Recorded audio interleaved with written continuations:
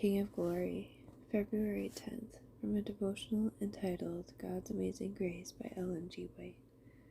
Lift up your heads, O ye gates, and be ye lift up, everlasting doors, and the King of Glory shall come in. Who is this King of Glory? The Lord strong and mighty, the Lord mighty in battle. Psalm 24:7-8. Christ came to the earth as God in the guise of humanity. He ascended to heaven as the King of Saints. His ascension was worthy of his exalted character. He went as one mighty in battle, a conqueror leading captivity captive. He was attended by the heavenly host, amid shouts and acclamation and praise and celestial song.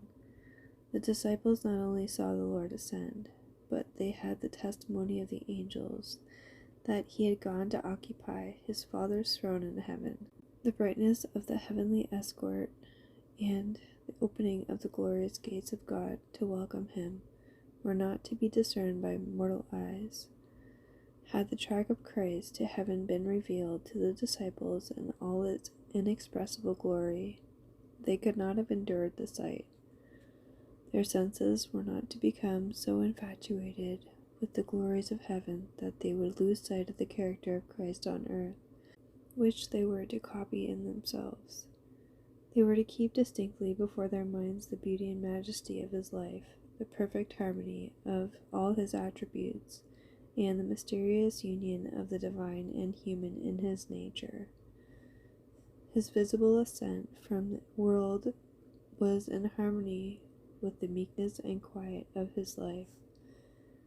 What a source of joy to the disciples to know that they had such a friend in heaven to plead in their behalf.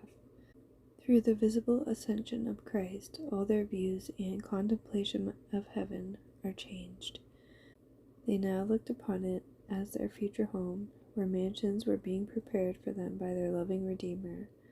Prayer was clothed with a new interest, since it was communion with their Savior. They had a gospel to preach, Christ in human form, a man of sorrows, Christ in humiliation, taken by wicked hands and crucified.